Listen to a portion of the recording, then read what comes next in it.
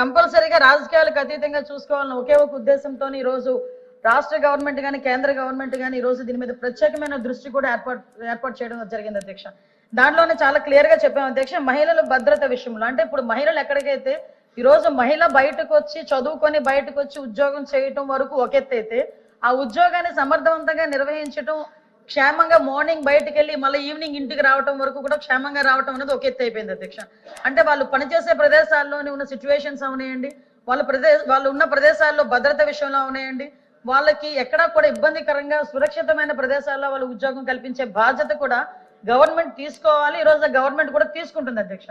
2013 ఇందాకే చెప్పాను అధ్యక్ష, పోస్ట్ చట్టం ప్రకారం అధ్యక్ష అంతర్గత కమిటీలు అదేవిధంగా లోకల్ కమిటీలు కూడా ఏర్పాటు చేసుకోవడం జరుగుతుంది అధ్యక్ష. దీని మీద అవగాహన కూడా పెంచాలి అధ్యక్ష. ఎందుకంటే పర్టికులర్ గా చెప్తున్నాను, చాలా మందికి ఈ విషయంలో తెలియదు అధ్యక్ష. ముఖ్యంగా ఆడపిల్లలు బయటకు వచ్చి ఉద్యోగాలు చేస్తుంటేనే రకరకాలుగా మాటలు పడే పరిస్థితుల్లో తీరా ఉద్యోగానికి వెళ్ళిన తర్వాత కూడా అక్కడ వాళ్ళు పడే వేధింపుల గురించి బయటికి చెప్పుకోలేక, దీన్ని అన్నింటినీ కూడా పోలీస్ డిపార్ట్మెంట్ వాళ్ళకి వెళ్ళి చెప్పుకోలేక, పోలీస్ స్టేషన్కి వెళ్తే ఏదో కొంచెం ఇబ్బంది పడే పరిస్థితులు, ఇలాంటి సిచ్యువేషన్స్ లో వాళ్ళు ఎవరు కూడా బయటపడే పరిస్థితులు కనిపించట్లే.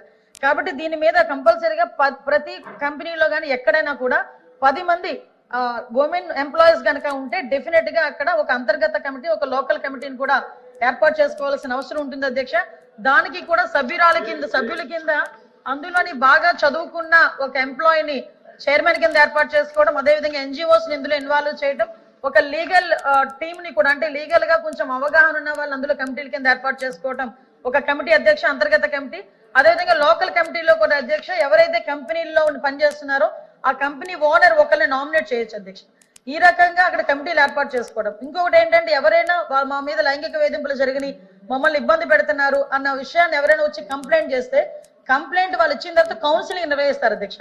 కౌన్సిలింగ్ నిర్వహించి కౌన్సిలింగ్ లో కూడా వాళ్ళు కంపల్సరీగా అవతల వాళ్ళు తప్పు చేశారని నిర్ధారణగా కమిటీ వచ్చిన వెంటనే ప్రైమ్ ఆఫ్ అఫెన్స్ కింద కంపల్సరీగా నియర్ బై ఉన్న పోలీస్ స్టేషన్ కి వాళ్ళు కంప్లైంట్ ఇచ్చి తద్వారా వాళ్ళని ఫర్దర్ గా వాళ్ళ నేరం నిరూపితం అయిన తర్వాత ఉద్యోగం నుంచి తొలగించడం కానీ, అమ్మాయికి న్యాయం చేయడం కానీ, ఈ రకంగా ప్రొసీజర్ ఉంటుంది అధ్యక్ష.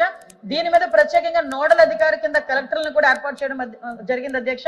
దీనిలో ఎన్జిఓస్ కానీ అదేవిధంగా పోలీస్ డిపార్ట్మెంట్ వాళ్ళు కానీ ఎక్కువగా దీనికి women and child welfare department కి సంబంధించి ఎక్కువగా బాధ్యత తీసుకునే పరిస్థితులు కూడా ఇందులో ఉన్నాయి అధ్యక్ష. కాకపోతే ఇందాక నేను మాట్లాడేటప్పుడు అధ్యక్ష ఇందులోని చాలా క్లియర్ గా ఫిర్యాదు తీసుకోవడం దగ్గర నుంచి మళ్ళా న్యాయం జరిగేటంత వరకు కూడా, ఫిర్యాదులు తీసుకోవడం దగ్గర నుంచి అధ్యక్ష న్యాయం జరిగేటంత వరకు కూడా పూర్తి బాధ్యతని కూడా ఈ రోజు కమిటీలు తీసుకునే పరిస్థితులు కూడా ఉంటున్నాయి అధ్యక్ష. అయితే ఇందాక మేడం చెప్పారు, అంటే ప్రతిదానికి రాజకీయాలు మాట్లాడాలి అని అనుకుంటే వేరే ప్లాట్ఫామ్, కానీ ఇక్కడ మహిళల భద్రత గురించి, అదే వర్క్ చేసే ప్లేసుల్లో మహిళల భద్రత గురించి మాట్లాడారు అధ్యక్ష. లైంగిక వేధింపుల గురించి మాట్లాడారు. ఫస్ట్ ఆఫ్ ఆల్ క్షమించాలి, ఇది ఉమెన్ అండ్ చైల్డ్ వెల్ఫేర్ కి సంబంధించిన క్వశ్చన్ అధ్యక్ష. ఇందాక మా మంత్రి గారు మేము కూడా మాట్లాడుకున్నాం, కాకపోతే నా పేరు మీద క్వశ్చన్ వచ్చింది కాబట్టి ఆన్సర్ చేస్తున్నా. కానీ ఒకటేంటంటే క్వశ్చన్ వేసేటప్పుడు ఏ మంత్రిత్వ శాఖకి వేస్తున్నారో కూడా ఒకసారి చూసుకోవాలి. రెండోది కూడా క్వశ్చన్ కి సంబంధించిన క్వశ్చన్స్ మళ్ళీ అడిగితే బాగుండేది.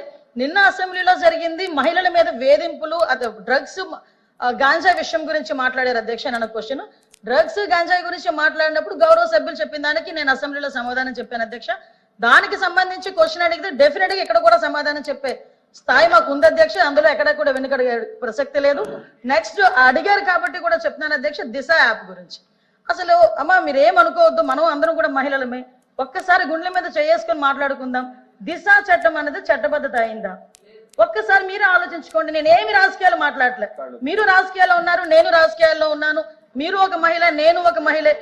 మీరు మహిళల గురించి పోరాడుతున్నారు, నేను మహిళల గురించి పోరాడుతున్నాను. మన గుండెల మీద చేసుకొని మాట్లాడుకుందాం. దిశ చట్టం అనేది చట్టబద్ధత కల్పించారా?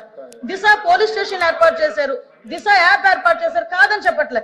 మీరు ఏదైతే దిశ యాప్ వల్ల ఫలానా కడియంలోని ఒక మహిళ హత్య చేయబడింది, అది జరిగేదా అని అడిగారు కదా.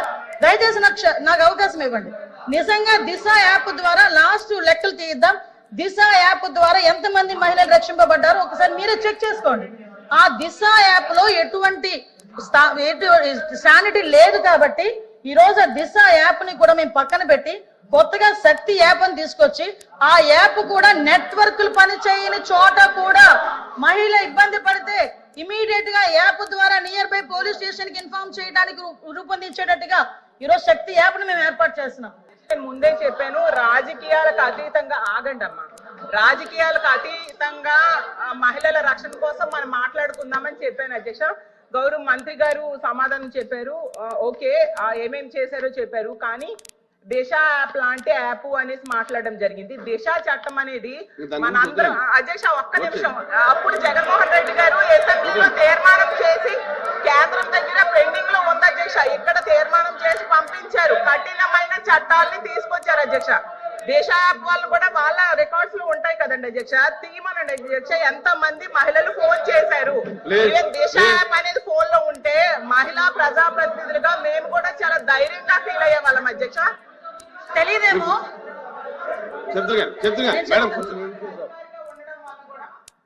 చాలా ధైర్యంగా వెళ్లి కంప్లైంట్ ఇచ్చేవారు అధ్యక్ష. నేను కళ్ళతో ప్రత్యక్షంగా చూశాను.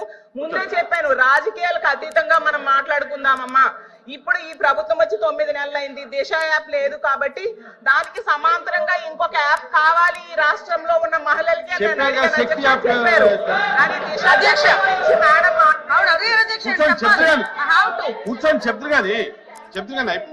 రాష్ట్రం నుంచి అనుమతి పొంది కేంద్రం దగ్గర పెండింగ్ ఉంది అధ్యక్ష. వాళ్ళు కూడా కేంద్రంతో ఏలియన్స్ లో ఉన్నారు కాబట్టి ఆ చట్టం ముందే చెప్పాను, రాజకీయాలకు అతీతంగా ఆగండి అమ్మా. రాజకీయాలకు అతీతంగా మహిళల రక్షణ కోసం మనం మాట్లాడుకుందామని చెప్పాను అధ్యక్ష.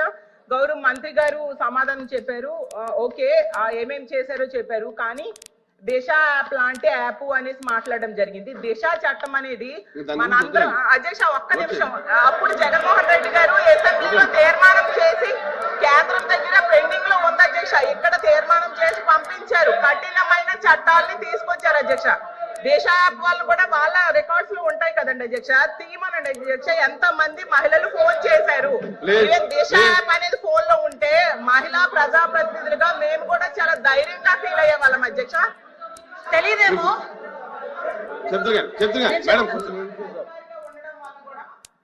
చాలా ధైర్యంగా వెళ్లి కంప్లైంట్ ఇచ్చేవారు అధ్యక్ష. నేను కళ్ళతో ప్రత్యక్షంగా చూశాను. ముందే చెప్పాను, రాజకీయాలకు అతీతంగా మనం మాట్లాడుకుందామమ్మా. ఇప్పుడు ఈ ప్రభుత్వం వచ్చి 9 నెలలైంది, దిశ యాప్ లేదు కాబట్టి దానికి సమాంతరంగా ఇంకొక యాప్ కావాలి ఈ రాష్ట్రంలో ఉన్న మహిళలకి చెప్పారు. కానీ దిశ అధ్యక్ష